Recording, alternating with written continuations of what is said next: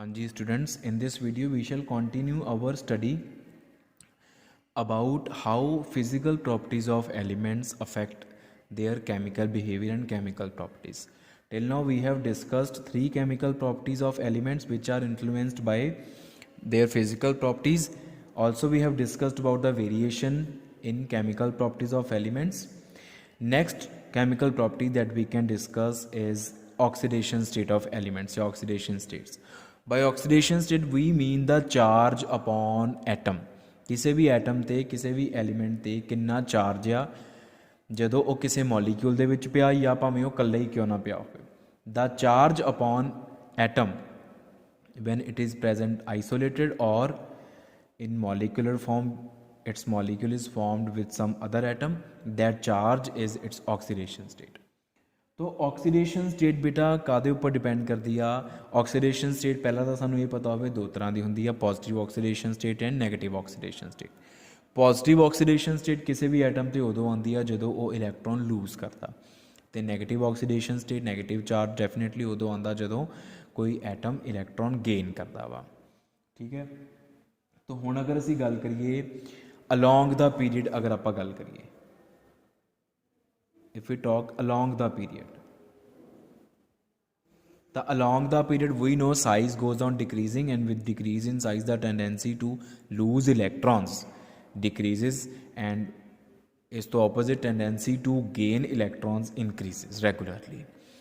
तो ਇਹਦਾ मतलब अगर मैं second period ਦੀ ਗੱਲ ਕਰਾਂ lithium, beryllium, boron, carbon, nitrogen, oxygen, fluorine and neon, ਤਾਂ ਮੈਂ ਇਹ ਕਹੂੰਗਾ ਕਿ ਲੀਥੀਅਮ ਦੀ ਜਿਹੜੀ ਆਕਸੀਡੇਸ਼ਨ ਸਟੇਟ ਆ ਕਿਉਂਕਿ ਉਹ ਇਲੈਕਟ੍ਰੋਨ ਲੂਜ਼ ਕਰਨਾ ਚਾਹੁੰਦਾ ਉਹਦੀ ਪੋਜ਼ਿਟਿਵ ਆਕਸੀਡੇਸ਼ਨ ਸਟੇਟ ਹੋਏਗੀ.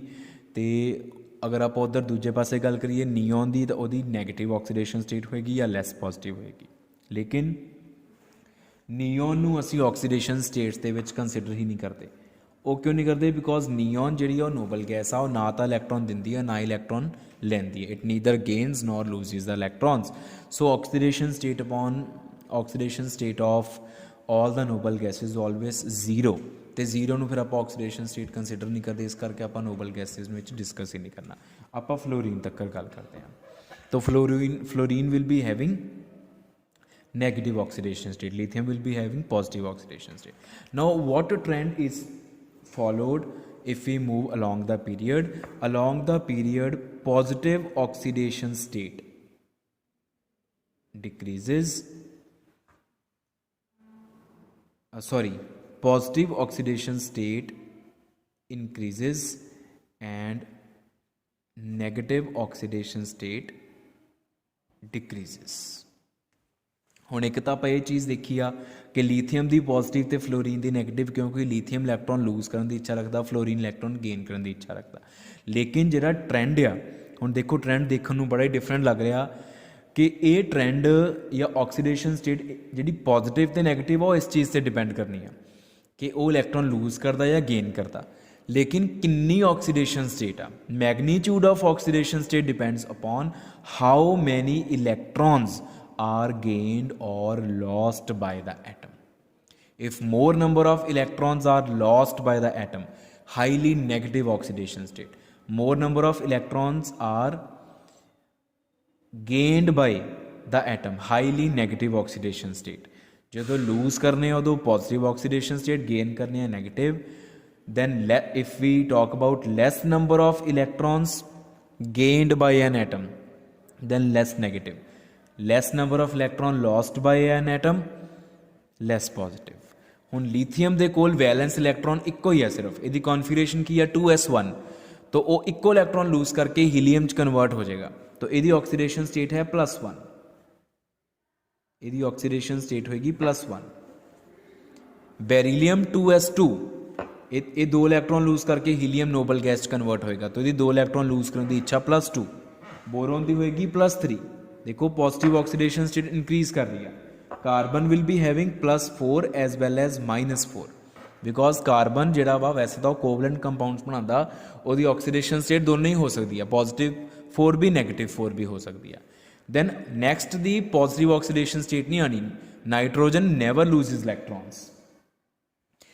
ਇਲੈਕਟ੍ਰੋਨ ਲੂਜ਼ ਨਹੀਂ ਕਰਦਾ ਉਹ, ਇਸ ਕਰਕੇ ਅਸੀਂ ਕਹਿੰਦੇ ਕਿ +5 ਇਕੱਲੇ ਨਾਈਟ੍ਰੋਜਨ ਦੇ ਉੱਪਰ ਨਹੀਂ, ਹਾਂ ਨਾਈਟ੍ਰੋਜਨ ਦਾ ਕੋਈ ਕੰਪਾਊਂਡ ਬਣਿਆ ਹੋਇਆ ਵਾ ਉਹਦੇ ਵਿੱਚ ਨਾਈਟ੍ਰੋਜਨ ਦੀ +5 ਆਕਸੀਡੇਸ਼ਨ ਸਟੇਟ ਹੋ ਸਕਦੀ ਹੈ, it can show +5 oxidation state.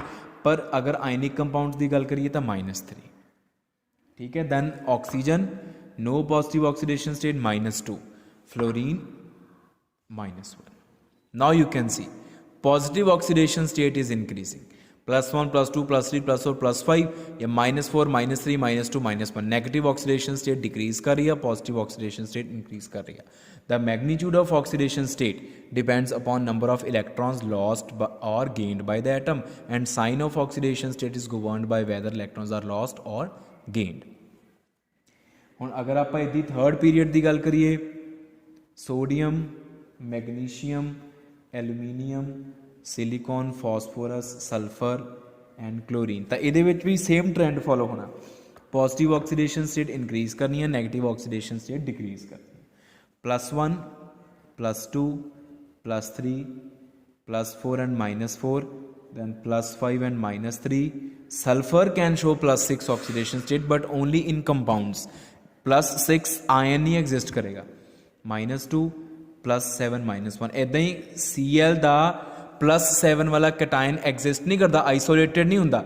Molecules ਦੇ ਵਿੱਚ ਕਲੋਰੀਨ ਜਿਹੜਾ +7 ਆਕਸੀਡੇਸ਼ਨ ਸਟੇਟ ਸ਼ੋ ਕਰ ਸਕਦਾ ਉਹ ਵੀ ਉਦੋਂ ਜਦੋਂ ਕਲੋਰੀਨ ਦੇ ਨਾਲ ਫਲੋਰੀਨ ਲੱਗੇ ਹੋਣ, ਮੋਰ ਇਲੈਕਟ੍ਰੋਨੈਗੇਟਿਵ ਐਲੀਮੈਂਟ ਜੁੜਿਆ ਹੋਵੇ। ਇਹਦੀ ਸਲਫਰ ਵੀ positive oxidation state molecule compounds ਦੇ ਵਿੱਚ ਸ਼ੋ ਕਰੇਗਾ, ਉਹ ਵੀ ਉਦੋਂ ਜਦੋਂ ਸਲਫਰ ਦੇ ਨਾਲ ਕੋਈ ਹਾਈਲੀ ਇਲੈਕਟ੍ਰੋਨੈਗੇਟਿਵ ਐਟਮ ਜੁੜਿਆ ਹੋਵੇ, ਅਦਰਵਾਈਜ਼ ਨਹੀਂ। ਸੇਮ ਫਾਸਫੋਰਸ ਦਾ ਕੇਸ ਆ, ਸੇਮ ਸਿਲੀਕॉन ਦਾ ਕੇਸ ਆ, ਠੀਕ ਹੈ ਜੀ। ਤਾਂ ਇਹ ਹੋ ਗਈ ਅਲੋਂਗ ਦਾ ਪੀਰੀਅਡ ਵੇਰੀਏਸ਼ਨ। ਦੈਨ ਸਾਡੇ ਕੋਲ ਆ ਜਾਂਦੀ ਆ ਡਾਊਨ ਦਾ ਗਰੁੱਪ ਵੇਰੀਏਸ਼ਨ।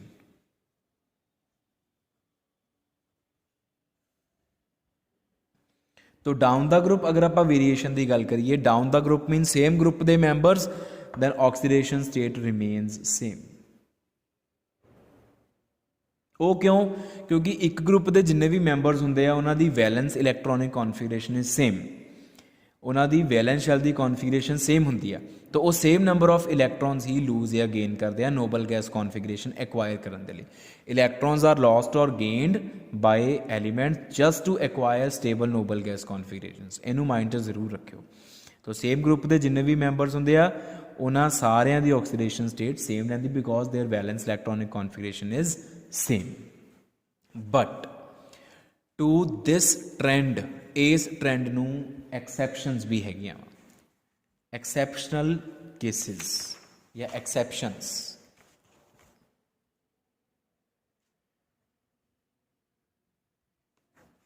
ਉਹ ਐਕਸੈਪਸ਼ਨਸ ਤੁਹਾਨੂੰ ਦੇਖਣ ਨੂੰ ਮਿਲੂਗੀਆਂ ਪੀ ਬਲੌਕ ਐਲੀਮੈਂਟਸ ਦੇ ਵਿੱਚ, ਈਵਨ ਡੀ ਬਲੌਕ ਐਲੀਮੈਂਟਸ ਦੇ ਵਿੱਚ ਵੀ। ਆਪਾਂ ਪੀ ਬਲੌਕ ਦੀ ਗੱਲ ਕਰਦੇ ਹਾਂ, ਬੋਰੋਨ ਫੈਮਿਲੀ ਐਂਡ ਉਸ ਤੋਂ ਬਾਅਦ ਸਾਡੇ ਕੋਲ ਆਉਂਦੀ ਹੈ ਕਾਰਬਨ ਫੈਮਿਲੀ। ਇਹਨਾਂ ਦੋਨੋਂ ਫੈਮਿਲੀਜ਼ ਦੇ ਵਿੱਚ ਜਿਹੜੀ ਆਕਸੀਡੇਸ਼ਨ ਸਟੇਟ ਆ ਉਹ ਸੇਮ ਨਹੀਂ ਰਹਿੰਦੀ। ਦਾ ਅਗਰ ਆਪ ਬੋਰੋਨ ਦੀ ਗੱਲ ਕਰੀਏ, boron, aluminium, gallium, indium, thallium, ठीक है। कार्बन फैमिली की गल करिए, carbon, silicon, germanium, tin, lead. हुण आपां इन्हां दी कॉन्फिगरेशन लिखते हैं, तुसीं देखोगे कॉन्फिगरेशन इज सेम।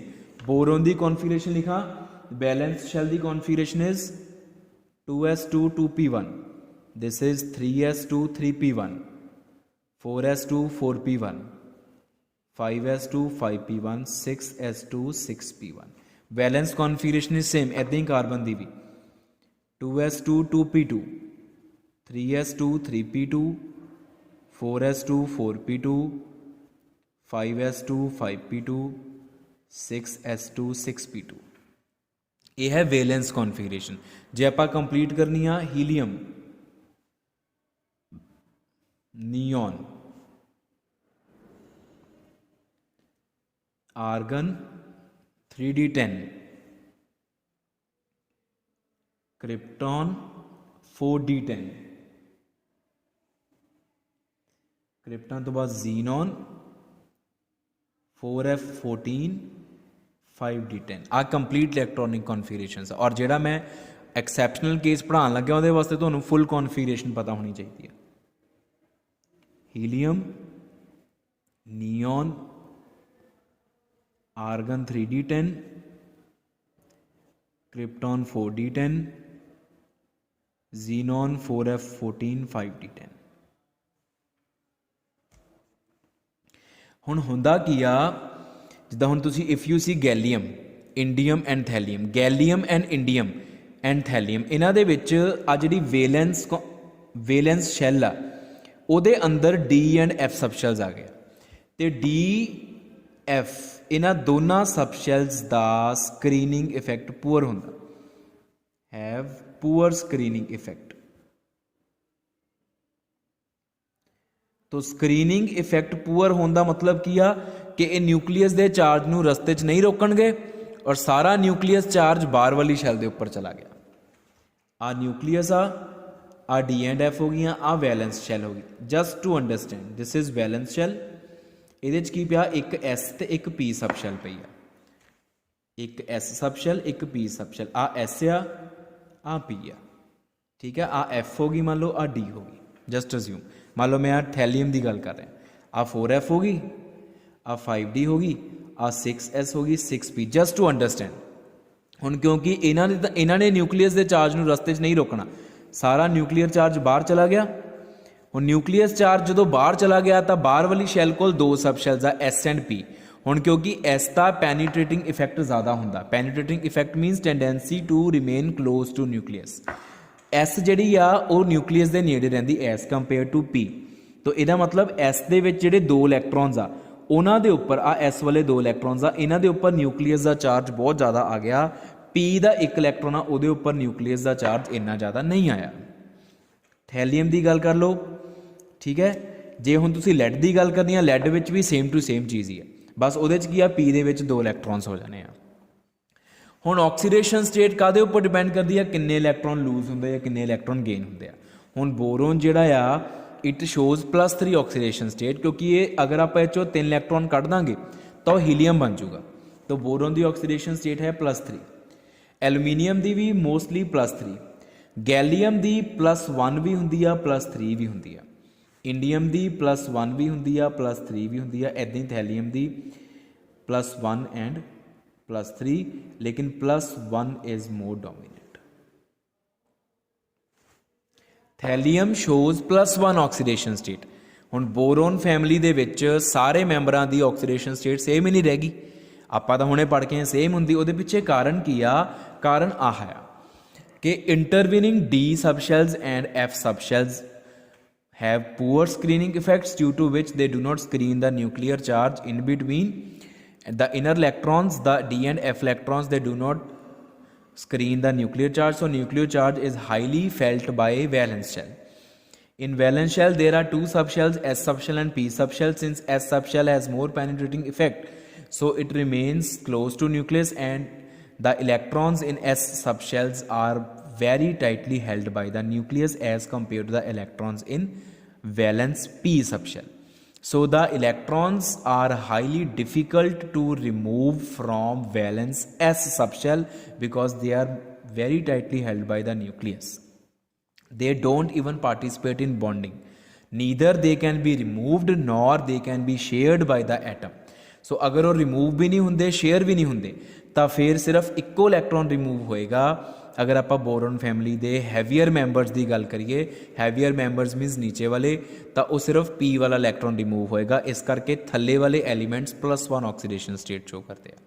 तो जे आप कार्बन फैमिली की गल करिए तो कार्बन फैमिली के ऑक्सीडेशन स्टेट्स +2 +2 +4 या एच भी इवन +4 हो सकती है, +2 +4 +2 +4 एंड +2 +4। रादर इन्होंने दोनों तो +4 ही होंगी है, वैसे इत्थे फिर +2 भी शुरू हो जाती है।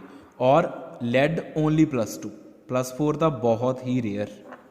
जिदा थैलीयम ओनली +1, इदां लैड ओनली +2, क्योंकि लैड दे विच भी फिर एस वाले दो इलैक्ट्रॉन्स नूं न्यूक्लीयस ने टाइटली हैल्ड किया होया, सिर्फ पी वाले दो इलैक्ट्रॉन्स ही निकल सकते या बॉन्डिंग च पार्टिसिपेट करते हैं।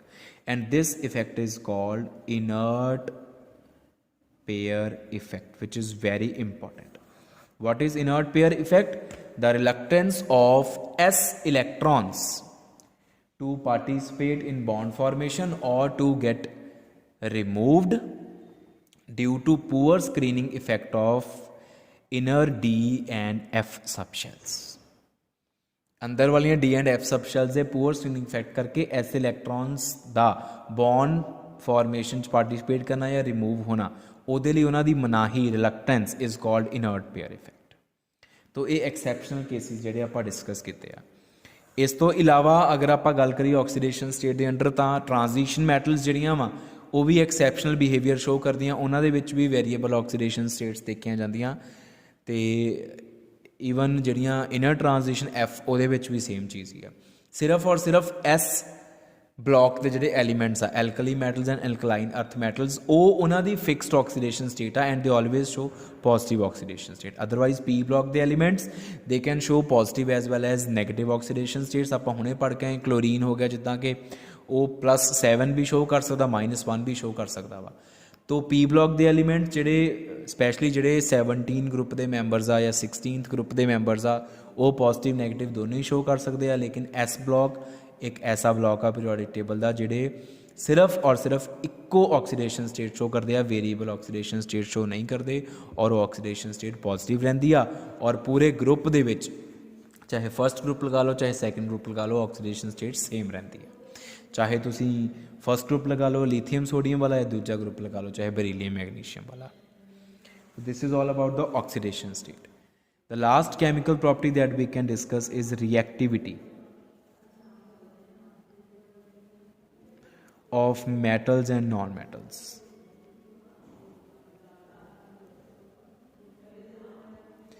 If we talk about reactivity of metals, reactivity of metals is tendency to lose electrons. The reactivity of non-metals is tendency to gain electrons. तो ਜਦੋਂ ਵੀ ਆਪਾਂ ਰਿਐਕਟੀਵਿਟੀ ਆਫ ਐਲੀਮੈਂਟਸ ਦੀ ਗੱਲ ਕਰਨੀ ਆ ਸਾਨੂੰ ਇਹ ਦੇਖਣਾ ਪੈਣਾ ਵਾ ਕਿ ਇਲੈਕਟ੍ਰੋਨ ਲੂਜ਼ ਹੁੰਦੇ ਆ ਜਾਂ ਇਲੈਕਟ੍ਰੋਨ ਗੇਨ ਹੁੰਦੇ ਆ। ਜੇ ਇਲੈਕਟ੍ਰੋਨ ਲੂਜ਼ ਹੁੰਦੇ ਆ ਤਾਂ ਰਿਐਕਟੀਵਿਟੀ ਟ੍ਰੈਂਡ ਹੋਰ ਹੋਏਗਾ, ਜੇ ਇਲੈਕਟ੍ਰੋਨ ਗੇਨ ਹੁੰਦੇ ਆ ਤਾਂ ਰਿਐਕਟੀਵਿਟੀ ਟ੍ਰੈਂਡ ਹੋਰ ਹੋਏਗਾ। ਜਿੱਦਾਂ for example if I talk about group 1 and 2, group 1 and 2 are metals, alkali metals and alkaline earth metals. ਤੋ ਜਿੱਦਾਂ ਲੀਥੀਅਮ, फिर उस तो नीचे sodium magnesium potassium rubidium caesium down the group size increase करता, साइज इनक्रीज करने नाल electropositive character increase करता, tendency to lose electrons increase करती है। इस करके असीं कहने कि lithium is least reactive metal and caesium is most reactive metal of all the metals of group 1। Metals की reactivity down the group increase करती है। Reactivity increases down the group। ਤੇ ਜੇ ਮੈਂ ਮੰਨ ਲਓ ਗਰੁੱਪ 17 ਦੀ ਗੱਲ ਕਰਾਂ ਹੈਲੋਜਨਸ ਦੀ ਤਾਂ all the halogens are non metal, ਸਾਰੀਆਂ ਹੈਲੋਜਨਸ ਨॉन ਮੈਟਲਸ ਆ। ਤਾਂ ਨॉन ਮੈਟਲਸ ਦਾ ਮਤਲਬ they will have tendency to gain electron ਤੇ ਥੱਲੇ ਜਾਂਦੇ ਜਾਂਦੇ ਕਿਉਂਕਿ ਸਾਈਜ਼ ਵੱਡਾ ਹੁੰਦਾ ਜਾ ਰਿਹਾ ਤੇ ਵੱਡੇ ਸਾਈਜ਼ ਦੇ ਵਿੱਚ ਇਲੈਕਟ੍ਰੋਨ ਗੇਨ ਕਰਨਾ ਔਖਾ ਹੁੰਦਾ, ਛੋਟੇ ਐਟਮਸ ਹਮੇਸ਼ਾ ਇਲੈਕਟ੍ਰੋਨ ਜਲਦੀ ਗੇਨ ਕਰਦੇ ਆ। तो reactivity decreases down the group, थले जाते जाते रिएक्टिविटी डिक्रीज करेगी। Halogens are non metals. तो ये हमेशा याद रखियो reactivity of metals and non metals are discussed in separate ways. Metals की reactivity is tendency to lose electrons ते नॉन मेटल्स की reactivity is tendency to gain electrons. तो कॉरेस्पॉन्डिंगली रिएक्टिविटी का ट्रेंड जो है वो चेंज हो जाता है। तो this is all about the chemical properties and their variations, their trends along the period down the group, and how they depend upon different physical properties of elements. That's it.